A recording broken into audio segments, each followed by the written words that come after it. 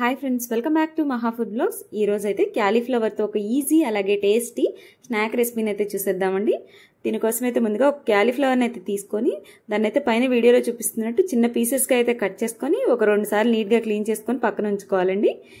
ఇప్పుడైతే stove on చేసుకొని ఒక గిన్నెని అయితే పెట్టుకొని అందులో వాటర్ని అయితే యాడ్ చేసుకోవాలండి.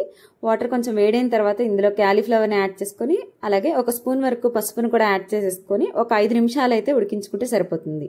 5 మినిట్స్ అయిన తర్వాత అయితే స్టవ్ ఆఫ్ చేసేసుకొని ఈ క్యాలీఫ్లవర్ పీసెస్ని అయితే మనం సపరేట్గా వేరే బౌల్లోకి అయితే తీసేసుకోవాలి. ఈ క్యాలీఫ్లవర్ పకోడీని ప్రిపేర్ చేయడానికైతే మనకు కావాల్సిన ఇంగ్రీడియంట్స్ అయితే బియ్యపిండి, శనగపిండి, అలాగే కారం, అల్లం వెల్లుల్లి పేస్ట్, ఉప్పు, అలాగే గరం మసాలా. ఇప్పుడైతే ఒక గిన్నెనైతే తీసుకోవాలి. అందులో అయితే 3 స్పూన్ల వరకు బియ్యపిండిని అయితే యాడ్ చేసుకోవాలి మనం. అలాగే 2 స్పూన్ల వరకు శనగపిండిని కూడా యాడ్ చేసుకోవాలి.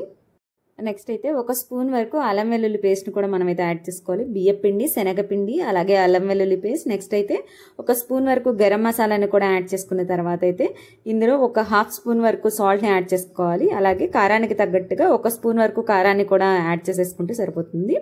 నెక్స్ట్ అయితే 2 స్పూన్ల వరకు ఆయిల్ని కూడా యాడ్ చేసి ఒకసారి అయితే అంతా బాగా కలిసేలా మనం అయితే కలిపేసుకోవాలి. ఇలా కలుపుకున్న తర్వాత అయితే ఒక చిన్న టీ గ్లాస్తో కొంచెంగా వాటర్ని అయితే మనం యాడ్ చేసుకొని కలుపుకుంటూ ఉండాలి. మరీ పలచగా కాకుండా పైన వీడియోలో చూపిస్తున్న కన్సిస్టెన్సీ వచ్చే వరకు అయితే మనం ఇలా కలుపుకుంటూ ఉండాలి. మనం యాడ్ చేసిన మసాలాలన్నీ ఇందులో బాగా కలిసేలా పైన వీడియోలో చూపిస్తున్న కన్సిస్టెన్సీ వచ్చే వరకు ఇలా కలుపుకోవాలి.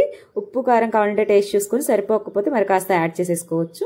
ఇలా కలుపుకున్న తర్వాత అయితే మనం ఉడికించి పక్కన ఉంచుకున్న క్యాలీఫ్లవర్ పీసెస్ని అయితే ఇందులో యాడ్ చేసుకొని అంతా బాగా కలిసేలా అయితే కలిపేసుకున్న తర్వాత దీన్ని అయితే మూత పెట్టి ఒక 5 నిమిషాల పాటు అయితే పక్కన ఉంచుకోవాలి. నెక్స్ట్ అయితే స్టవ్ ఆన్ చేసుకొని ఒక బాండీని అయితే పెట్టుకొని అందులో డీప్ ఫ్రైకి సరిపడా ఆయిల్ని అయితే యాడ్ చేసుకోవాలి. ఆయిల్ అయితే బాగా వేడైన తర్వాత అయితే మంటనైతే మీడియం ఫ్లేమ్లో ఉంచుకొని ఈ క్యాలీఫ్లవర్ పీసెస్ని అయితే ఇందులో యాడ్ చేసేసుకొని మనమైతే వీటిని బాగా ఫ్రై చేసేసుకోవాలి. నెక్స్ట్ అయితే వీటిని పక్కకి ఒక ప్లేట్లోకి అయితే తీసేసుకోవాలి. ఇలా క్యాలీఫ్లవర్ మొత్తాన్ని అయితే మనం వేయించుకొని పక్కకి ఒక ప్లేట్లోకి అయితే తీసేసుకోవాలి. ఇంతేనండి, ఇలా చాలా సింపుల్గా క్యాలీఫ్లవర్ పకోడీని అయితే ప్రిపేర్ చేసేసుకోవచ్చు. అలాగే ఇదే ఆయిల్లో మనమైతే కొంచెం కరివేపాకు అలాగే పచ్చిమిర్చిని కూడా అయితే యాడ్ చేసేసుకొని ఫ్రై చేసుకొని పక్కకు తీసుకోవాలి. ఈ క్యాలీఫ్లవర్ పకోడీ అయితే వీటి కాంబినేషన్తో తింటే టేస్ట్ అయితే సూపర్గా ఉంటుంది.